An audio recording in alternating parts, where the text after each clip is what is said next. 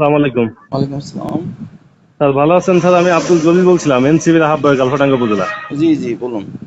Sir ওই যে আপনার মিলন নামে ছেলে, আমার তো সিনিয়র যুগ্ম সদস্য সচিব। তাই নাকি?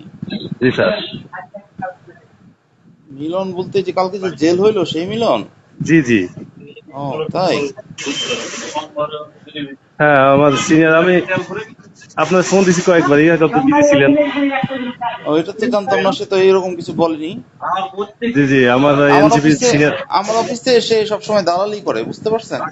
ও জমি নিয়ে দালালি করে।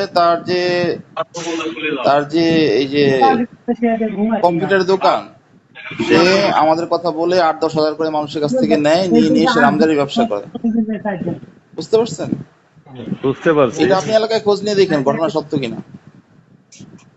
মানে কোনো অভিযোগের দায়ের প্রেক্ষিতে আপনি করছেন না প্রমাণ সহই প্রমাণ সহ, করছেন? তার স্বীকারোক্তি আছে, প্রমাণও আছে। ও এবং সেটা আজকে থেকে না, আমাদের ভিডিও রেকর্ডিংও আছে।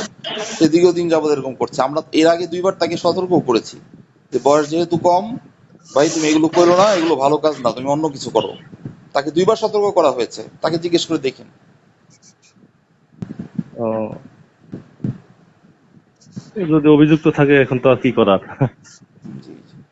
এগুলো তো ঠিক না, তাই না? একটা মানুষের, গরিব হ্যাঁ মানুষের কাছ থেকে 8-10 হাজার করে নিয়ে, হ্যাঁ, তাকে এরকম দলিল করা, তার কাছ থেকে এরকম নামজারির জন্য টাকা নেওয়া, এগুলো তো ঠিক না, তাই না? এটা তো অবশ্যই ঠিক না, এটা তো আমি বলতেছি ঠিক না। আর উনি তো আর্থিকভাবে সচ্ছল পরিবারের, উনি হ্যাঁ এরকম সবসময়। কাজ কেন করবেন? আর তারপর 2বার সতর্ক করার পরেও উনি আমাদের অফিসে মানুষের কাজ নিয়ে দিনে 3-4 বার করে আসেন। আমাদের তো অফিসে ভিডিও রেকর্ডিং হয়, সিসিটিভি ফুটেজ আছে। উনি প্রতিদিন আসেন এবং অন্যের কাজ নিয়ে আসেন, বুঝতে পেরেছেন? এমনি স্যার আর কোনো সুযোগ দেওয়ার কোনো অপশন নাই নাকি? ভাই আপনারা যদি এই যে অবৈধ কাজে যদি আপনারা সুপারিশ করেন, তাহলে ভাই আর কি বলবো, তাহলে আর দেশ ভালো হবে কিভাবে?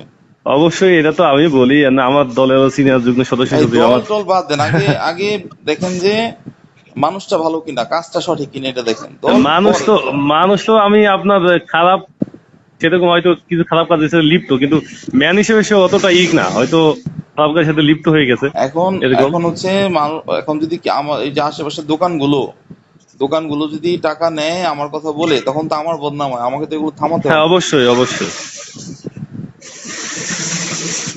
এই আর কি। গতকালকে তার পরিবারের সাথে কথা হয়েছে। জি। ঠিক আছে ভাই। এখন তাহলে আপনার আরেকটা সুযোগ দেওয়া যায় কিনা স্যার, লাস্ট সুযোগ? এখন না, গতকালকে হয়ে গেছে আমাদের লেখালেখি যা হওয়ার কাগজপত্রে হয়ে গেছে। আচ্ছা ঠিক এখন আছে, আমি তো এমপি স্যারের সাথে একটু কথা বলেছি স্যার। জি জি। ঠিক আছে।